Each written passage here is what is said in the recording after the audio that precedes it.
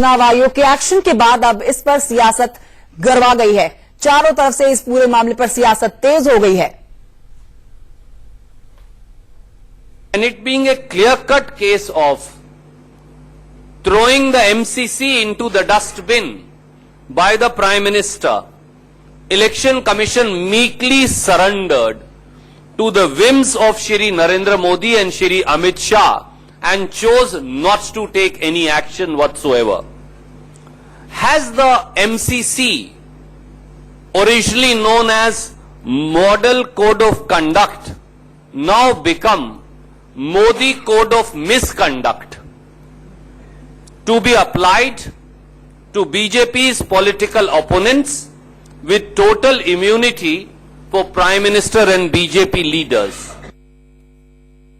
यहाँ बंगाल में केंद्र की सरकार के दबाव में आकर मुख्य चुनाव आयोग ने एक दिन पहले जो वहाँ चुनाव प्रचार पर रोक लगा दी है, और वो भी वहाँ आज पीएम की 2 रैलियों के खत्म होने के बाद रात्रि 10 बजे से ये रोक लगाई गई है।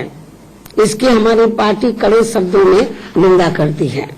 जबकि इनको वहाँ रोक लगानी ही थी तो आज सुबह से ही लगानी चाहिए थी, लेकिन इससे अब ये साफ जाहिर हो जाता है कि वर्तमान मुख्य चुनाव आयुक्त के रहते हुए इस बार लोकसभा का आम चुनाव पूरे तौर से फ्री एंड फेयर नहीं हो पा रहा है। जो घटना हुई अमित शाह जी के रोड शो के दौरान, एक राष्ट्रीय अध्यक्ष का रोड शो, परमिशन से रोड शो निकाला गया, तो ये आवश्यक था कि वहाँ पर इस प्रकार की सुरक्षा हो, और मुझे लगता है कि चुनाव आयोग ने उसको गंभीरता से लिया है, और मैं चुनाव आयोग को धन्यवाद भी देता हूं। पर ये जरूर कहूंगा कि चुनाव प्रचार एक दिन पहले बंद करने के बाद यदि चुनाव आयोग राज्य सरकार के संरक्षण में पल रहे असामाजिक तत्वों को यदि राउंड अप करेगा तो चुनाव शांतिपूर्ण होगा, और इस प्रकार एक दिन चुनाव प्रचार बंद करने का उसका लाभ भी मिलेगा।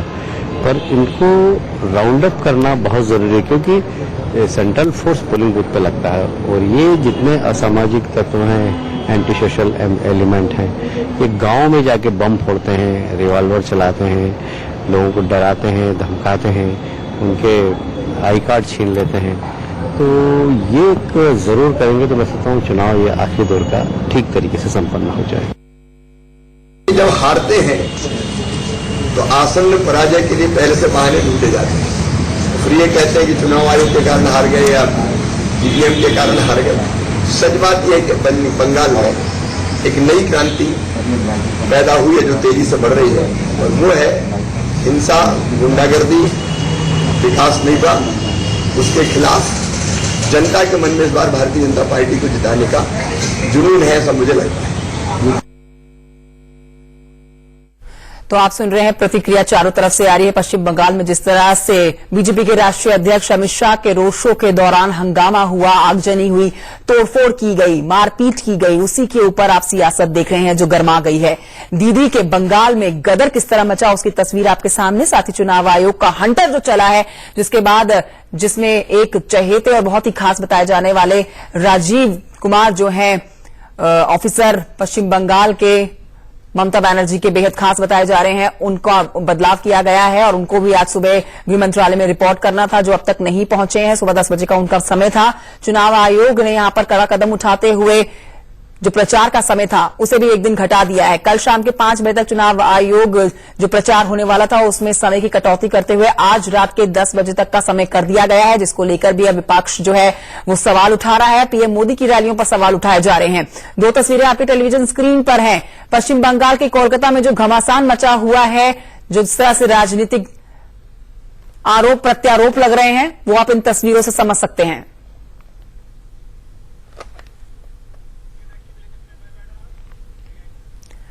तो पश्चिम बंगाल में हिंसा के बाद इसकी जो आंच है वो दूसरे शहरों में भी अब पहुंचने लगी है। महाराष्ट्र, मध्य प्रदेश, राजस्थान के कई शहरों में बीजेपी कार्यकर्ताओं ने बंगाल सरकार के खिलाफ प्रदर्शन किया। कहीं पर काली पट्टी बांधकर प्रदर्शन किया तो कहीं पर मौन रहकर धरना दिया गया। 3 तस्वीरें आपके सामने। राजस्थान, भोपाल, मुंबई की तस्वीर, जहां पर आप देखिए बीजेपी के तमाम कार्यकर्ता अपने अपने तरीके से प्रदर्शन कर रहे हैं पश्चिम बंगाल सरकार, ममता सरकार के खिलाफ। मुंबई में आप देखिए मुंह पर काली पट्टी बांधी गई है। राजस्थान में भी आप देखिए बेहद शांतिपूर्ण तरीके से बैठकर यहां पर मुंह पर उंगली रखकर प्रदर्शन किया जा रहा है। और भोपाल की तस्वीरें आपके सामने, मध्य प्रदेश की राजधानी भोपाल में भी लोकतंत्र की जो हत्या की गई है पश्चिम बंगाल में, सवाल खड़े करते हुए बहुत ही शांतिपूर्ण तरीके से मुंह पर पट्टी बांधकर प्रदर्शन कर रहे हैं बीजेपी के कार्यकर्ता। सड़कों पर उतर आए हैं बीजेपी के कार्यकर्ता। रोष जो दिखाई दे रहा है उनका बहुत ही शांतिपूर्ण तरीके से दिखाई दे रहा है। और सीधा आरोप बीजेपी का यहां पर पश्चिम बंगाल की सरकार पर कि लोकतंत्र की सीधे तौर पर हत्या की जा रही है ममता बनर्जी की सरकार के द्वारा।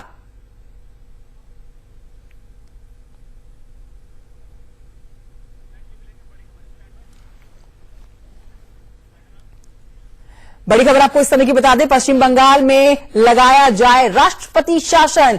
बीजेपी राष्ट्रपति शासन के लिए उपयुक्त माहौल है, ये विजय गोयल की तरफ से बात सामने आ रही है।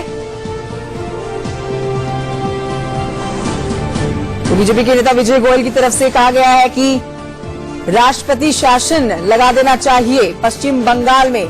पश्चिम बंगाल में जिस तरह से हिंसा की चिंगारी भड़की हुई है उसको देखकर आपको बड़ी खबर बता रहे हैं कि ममता के गुंडों को छोड़ा गया है यहां पर और पश्चिम बंगाल में लगाया जाए राष्ट्रपति शासन। मेरे सहयोगी संजय शर्मा और जानकारी के साथ जुड़ चुके हैं। संजय शर्मा, आपसे जानना चाहेंगे विस्तार से कि क्या क्या मांग की जा रही है बीजेपी के द्वारा। हम सुन रहे हैं कि राष्ट्रपति शासन की मांग की जा रही है। बिल्कुल कंचन, बीजेपी काफी एग्रेसिव है बंगाल को लेकर के। उसका कहना है चुनाव आयोग से जो डेलीगेशन मिलने आया था, केंद्रीय मंत्री मुख्तार अब्बास नकवी, विजय गोयल उसमें शामिल थे। उनका कहना था, उन्होंने साफ तौर पे चुनाव आयोग से कहा कि पश्चिम बंगाल में स्थितियां काफी खराब हो चुकी है, संवैधानिक व्यवस्था ध्वस्त हो चुकी है और वहां पर अब राष्ट्रपति शासन लगाए जाने के उपयुक्त जो अवसर उत्पन्न हो चुके हैं। और उनका यह कहना है कि चुनाव आयोग ने जो कदम उठाए वो काफी नाकाफी है। अभी भी गुंडे बदमाश सारे के सारे सड़कों पर घूम रहे हैं, खुलेआम घूम रहे हैं। बिल्कुल, ये समझा जाए कि यहाँ पर बीजेपी जो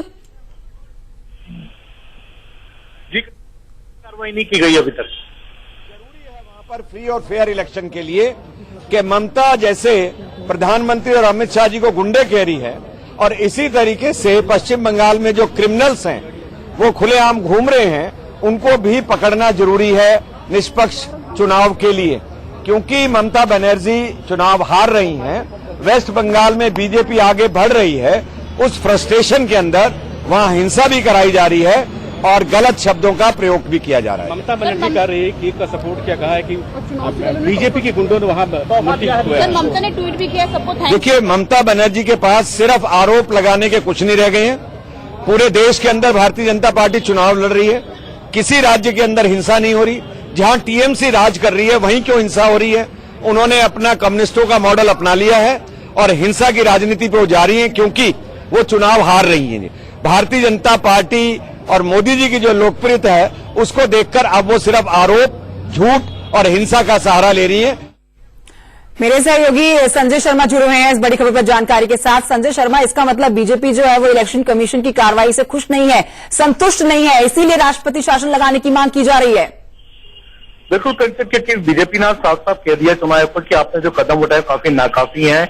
आपने सिर्फ अधिकारियों पर, अफसरों पर कार्रवाई की, चीफ सेक्रेटरी पे कार्रवाई की है, डीजीपी पे कार्रवाई की है, लेकिन सारे के सारे जो गुंडे हैं उनको तो आपने हाथ तक नहीं लगाया। जबकि होता है कि जब भी कहीं पर चुनाव होते हैं तो उस समय जितने भी हिस्ट्री शीटर गुंडे होते हैं उनको पुलिस प्रशासन पकड़ करके पहले जेल में डाल देता है अथवा उनको बाहर कर देता है, वहां पर चुनाव वाले इलाके में नहीं रहने देता है उनको।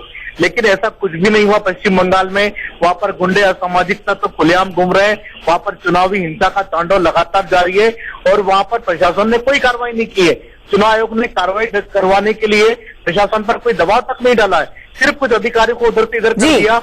इसका मतलब ये नहीं कि आपने कार्रवाई कर दी। बीजेपी ने साफ कह दिया है कि चुनाव आयोग की कार्रवाई जी संजय, नाकाफी है। शुक्रिया आपका इस जानकारी के लिए। तो लोकसभा चुनाव के 7वें चरण के मतदान से पहले पश्चिम बंगाल में घमासान जारी है और आर पार की लड़ाई मची हुई है। अब बीजेपी की मांग राष्ट्रपति शासन लगाने की पश्चिम बंगाल में। छोटे से ब्रेक के यहाँ पर लगातार हम बने हुए हैं। बीजेपी की तरफ से विजय गोयल ने मांग की है कि राष्ट्रपति शासन लग जाना चाहिए। पश्चिम बंगाल में जिस तरह से हिंसा की चिंगारी भड़की हुई है, राजनीतिक रूप पूरी तरह से इस मुद्दे ने लिया हुआ है और इस गहमा गहमी के माहौल में अंतिम चरण के मतदान से पहले ये बड़ी खबर आपको बता रहे हैं। बीजेपी की तरफ से राष्ट्रपति शासन के लिए उपयुक्त माहौल है और विजय गोयल कह रहे हैं कि राष्ट्रपति शासन लग जाना चाहिए। चुनाव आयोग के कदम नाकाफी है। चुनाव आयोग ने सख्ती दिखाते हुए यहाँ पर कुछ बड़े अधिकारियों के ड्यूटी के समय में बदलाव किए हैं, ड्यूटी में बदलाव किए हैं। साथ ही जो चुनाव प्रचार का समय था उसको भी घटा दिया गया है, लेकिन बीजेपी इससे नाखुश। आयोग को हमने कहा है जो कदम आपने उठाए हैं वो नाकाफी हैं और सख्तियां बरतनी होंगी, क्योंकि टीएमसी ममता हिंसा पे उतारू हैं। फ्री और फेयर इलेक्शन के लिए जो क्रिमिनल्स हैं उनको भी पकड़ना होगा ताकि वो चुनाव में गड़बड़ी नहीं करें। ममता जी को रोकना होगा कि वो गुंडे जैसे शब्दों का प्रयोग प्रधानमंत्री और अमित शाह जी के लिए ना करें। सर, क्या आपको लगता है कि राष्ट्रपति शासन के लिए बंगाल एकदम फिट कैसे सर राष्ट्रपति शासन लगाया जाना चाहिए? देखिए, वक्त के ऊपर ये बताया जाएगा। ये जरूर बात ठीक है कि बंगाल के अंदर हालात खराब हो रहे हैं।